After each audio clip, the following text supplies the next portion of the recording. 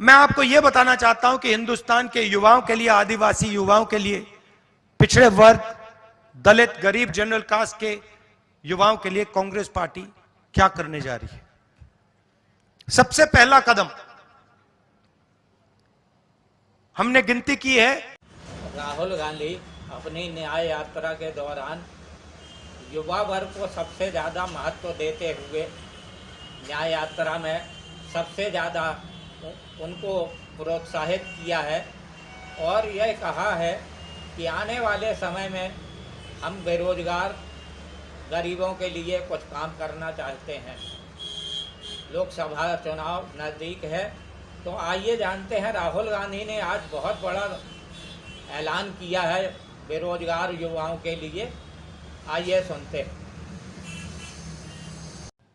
मैं आपको यह बताना चाहता हूं कि हिंदुस्तान के युवाओं के लिए, आदिवासी युवाओं के लिए, पिछड़े वर्ग, दलित, गरीब, जनरल कास्ट के युवाओं के लिए कांग्रेस पार्टी क्या करने जा रही है।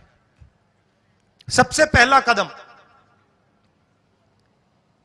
हमने गिनती की है। हिंदुस्तान में 30 लाख सरकारी वैकेंसीज हैं। 30 लाख। मोदी जी इनको भरवाते नहीं है, बीजेपी इनको भरती नहीं है। सरकार में आने के एकदम बाद हमारा पहला काम होगा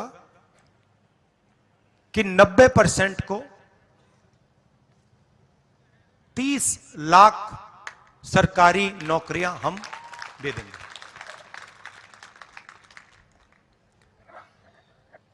दूसरा ऐतिहासिक काम, हम मनरेगा प्रोग्राम लाए थे। रोजगार का अधिकार, लाखों लोगों को फायदा हुआ, अधिकार दिया हमने। वैसे ही हम हिंदुस्तान के युवाओं को, सब युवाओं को अप्रेंटिसशिप का अधिकार देने जा रहे हैं और यह अधिकार हर ग्रेजुएट, हर डिप्लोमा होल्डर को मिलेगा। अधिकार क्या है कि कॉलेज, यूनिवर्सिटी, डिप्लोमा के एकदम बाद 1 साल के लिए हर ग्रेजुएट को प्राइवेट कंपनी में, सरकारी ऑफिस में 1 साल की अप्रेंटिसशिप दी जाएगी और 1 लाख रुपए उसे 1 साल में दिया जाएगा। और यह हर ग्रेजुएट के लिए किया जा रहा है। ये जो लाखों लोग कह रहे हैं कि हम बेरोजगार हैं, कॉलेज के एकदम बाद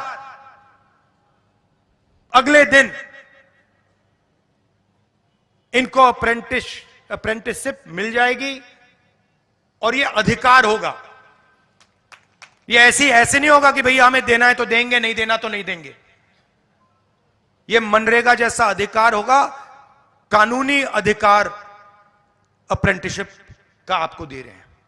इससे देश में करोड़ों युवाओं को फायदा होगा, ट्रेनिंग मिलेगी और पहला साल का, एक प्रकार से पहले साल का रोजगार मिलेगा। भारत जोड़ो यात्रा में बहुत सारे युवा आए, कहते हैं राहुल जी हमने एग्जाम की तैयारी की, हम गरीब हैं, 3-4 महीने हमने मतलब रात दिन कर दिए, एक कर दिए। एग्जाम के दिन पता लगता है 5% वालों के टेलीफोन पे पेपर लीक। हम ईमानदारी से काम करते हैं और जिनके पास धन है पेपर चुरा लेते हैं और फिर उसके बाद हमें कहा जाता है कि देखिए पेपर लीक हो गया तो आपको अब नौकरी नहीं मिलेगी।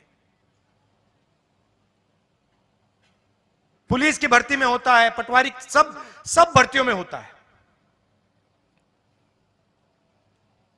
तो हम एक नया कानून लाएंगे,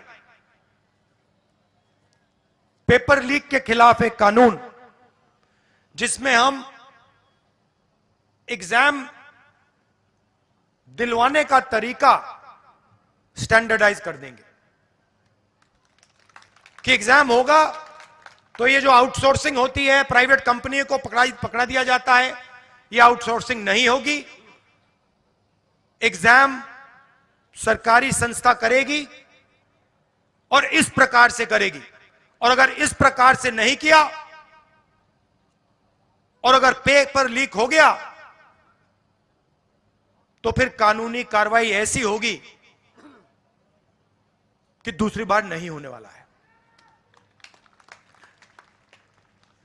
चौथी चीज, युवाओं के लिए बहुत सारे युवा उबर, ओला,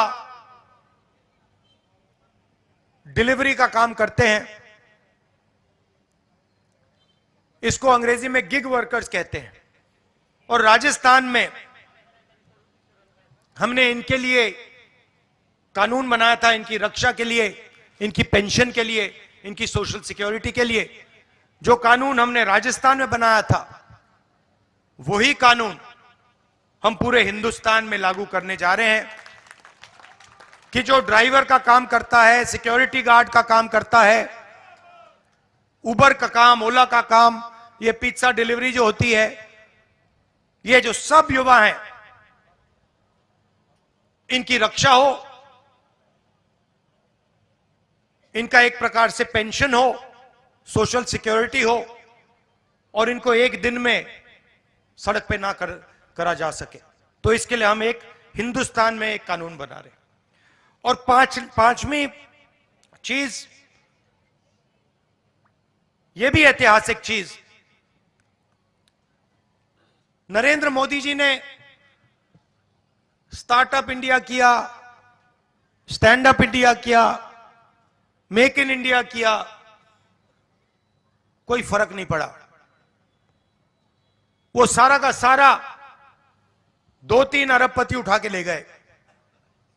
नरेंद्र मोदी जी की मार्केटिंग जरूर कर दी, टीवी पे उनका चेहरा जरूर दिखा दिया, मगर जो युवा हैं उनको ना स्टार्टअप मिला, ना मेक इन इंडिया मिला।